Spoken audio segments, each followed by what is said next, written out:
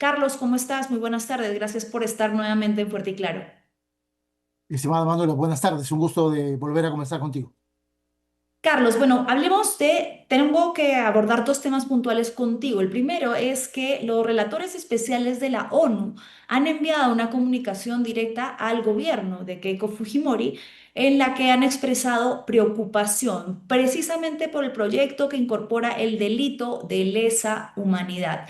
Quisiera que nos expliques un poco qué es lo que señala la ONU en este documento, cuáles han resaltado como los principales problemas de la aprobación de este proyecto de ley impulsado por Fuerza Popular. Sí, las observaciones son tres o cuatro sustanciales, diría yo, ¿no? Comenzando con el señalamiento de que no es cualquier comunicado o pronunciamiento, sino que es una comunicación de carácter oficial al Estado peruano, realizada la semana pasada y liberada el día de hoy por la mañana, ¿no? Es una comunicación originada en la preocupación que expresan los dos relatores y el grupo de trabajo sobre desaparición forzada en relación a esta ley que se aprobó en primera votación en la Comisión Permanente del Congreso que tipifica el delito de lesa humanidad en el Código Penal, en el artículo 324.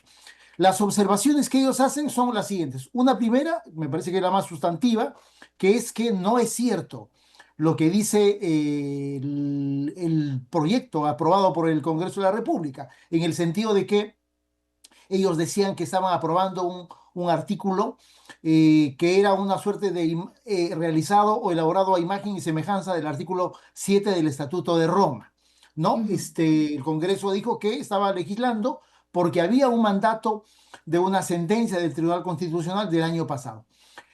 El comunicado, esta comunicación pública ahora de Naciones Unidas, lo que da cuenta es de que hay una diferencia sustantiva y para ellos muy preocupante entre el texto del artículo 7 del Estatuto de Roma y el texto aprobado en el Congreso de la República.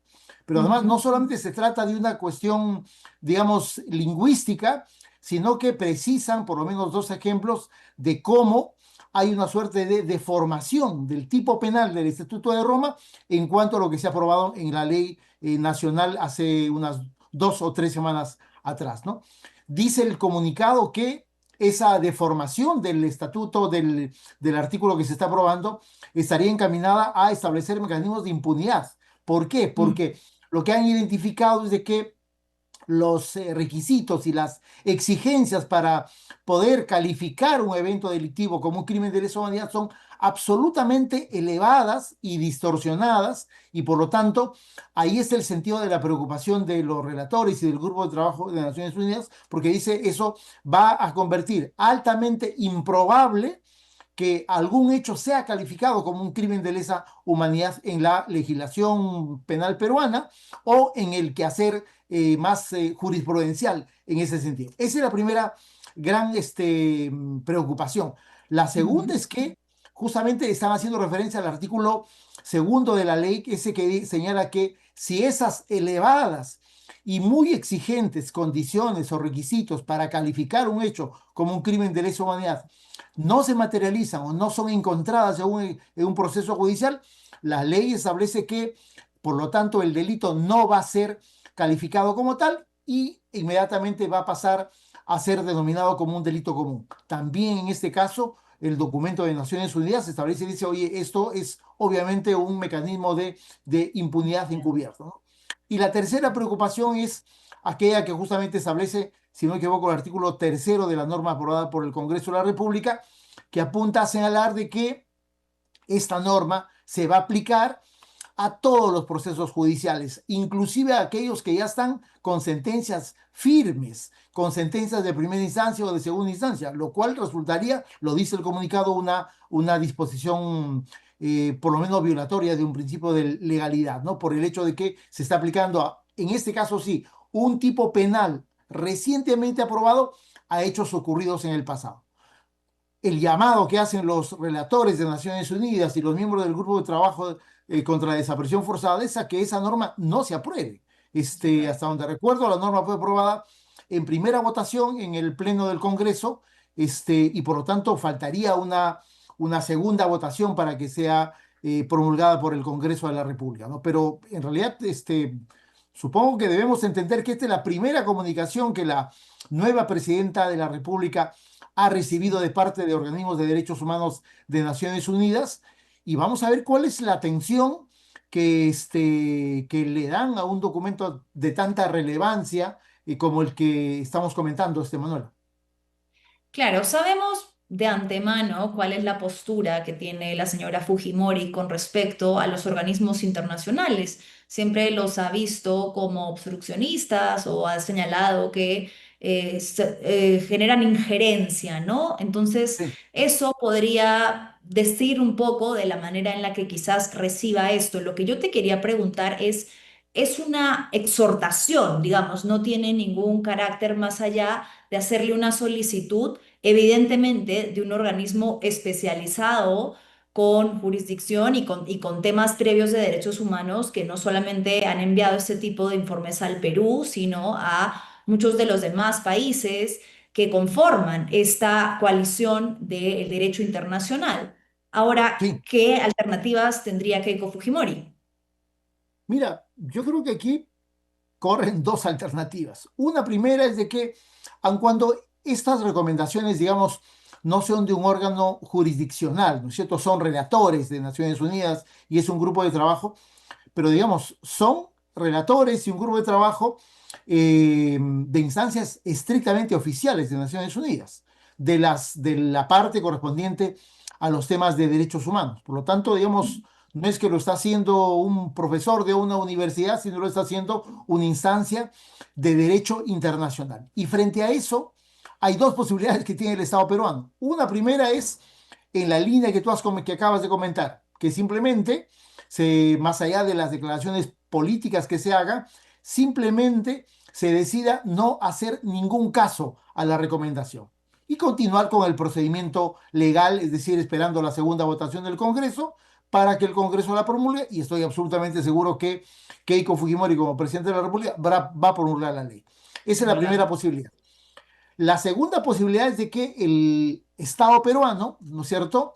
Y especialmente el Poder Ejecutivo tome nota de una manera atenta a las recomendaciones y a las precisiones que han hecho los relatores y el grupo de trabajo y comunique esto por el conducto regular al Congreso de la República para que establezca o un proceso de modificación sustancial del proyecto o simplemente para que el proyecto no sea vuelto a poner en agenda para una siguiente votación.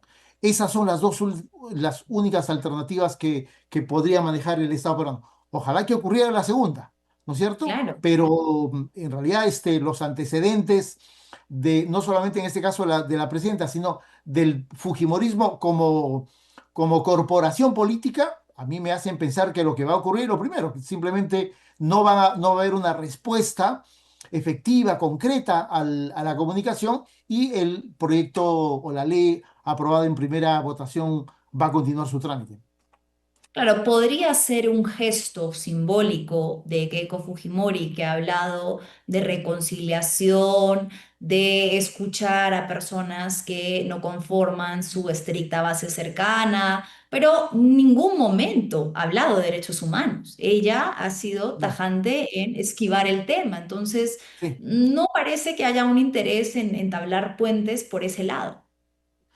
sí, tienes toda la razón. Y me parece que no es solamente una falta de voluntad de no hablar sobre el tema. Yo creo que hay una posición política Claro, absolutamente adrede y yo diría hasta ciertamente medio sofisticada, ¿no es cierto? En el sentido de no hablar de un tema, pero hacer mucho sobre eso. Digamos, claro. en los Ujú. últimos 4 meses el Congreso de la República prácticamente se ha dedicado a legislar en esa materia, en el tema de, no 4 meses, mucho más tiempo, ¿no es cierto? Crímenes de lesa humanidad, la ley de amnistía, la justicia militar, esta disposición, en realidad no es que han estado tratando de evadir el tema, al contrario, lo han abordado de una manera simplemente brutal, ¿no? Es generando mecanismos nuevos de impunidad.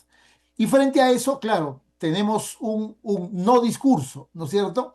en el plan de gobierno de Fuerza Popular no hay una sola palabra sobre el tema de derechos humanos. Creo que inclusive no se menciona la palabra derechos humanos.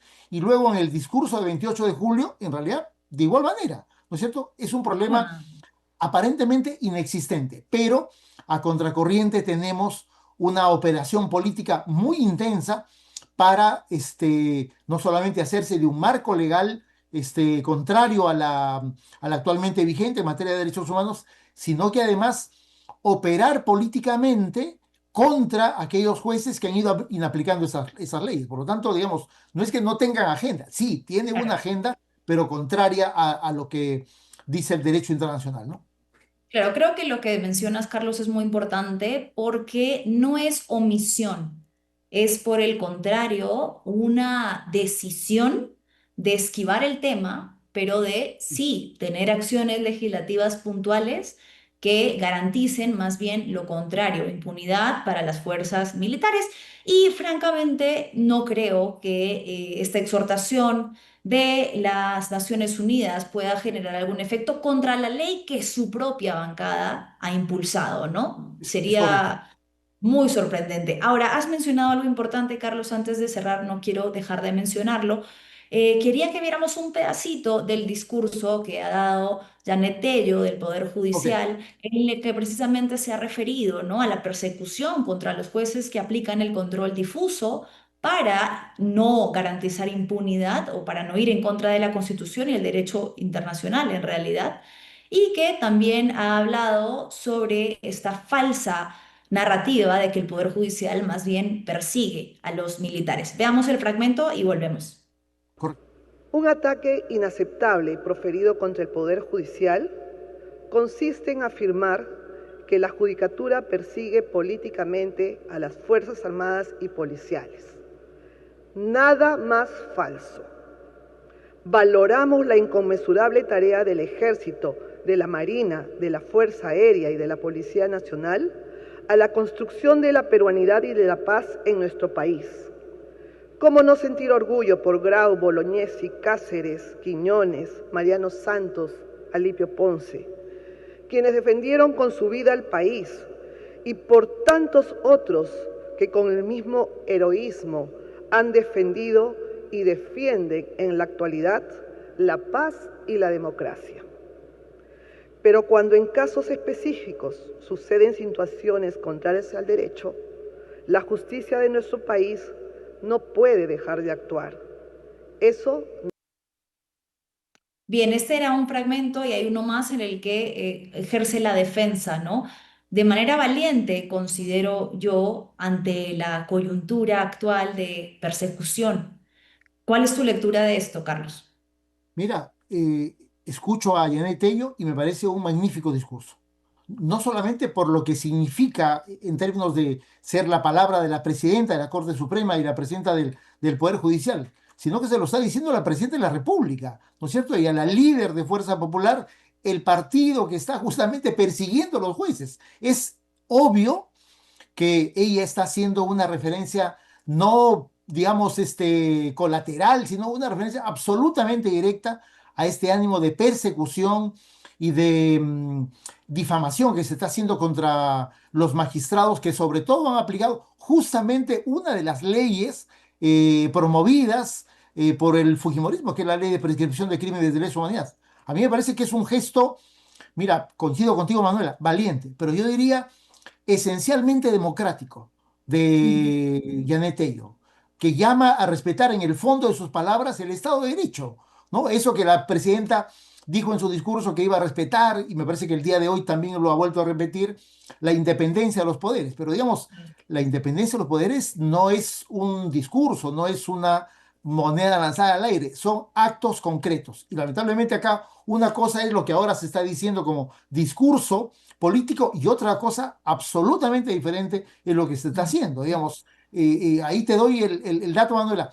Todos los jueces que han inaplicado la ley de prescripción de lesa humanidad han sido denunciados ante la Junta Nacional de Justicia.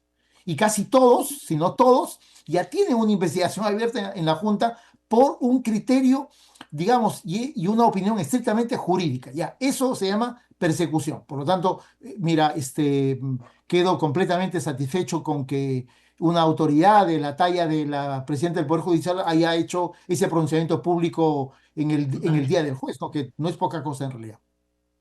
Sí, de acuerdo. Muy lindo en el papel, muy lindo en el discurso, muy lindo en la comunicación de TikTok, pero las acciones de su bancada, de sus representantes, de Fernando Rospigliosi, quien ha sido el que directamente le ha pedido a la Junta Nacional de Justicia que persiga a todos estos jueces, no tienen concordancia con el hecho de que supuestamente se respete la independencia. No estamos viendo eso actualmente, Carlos. Te agradezco Correcto. muchísimo este tiempo y tu A ti, lucidez de Manuela. siempre. Ok, muchas gracias. Hasta pronto. A ti,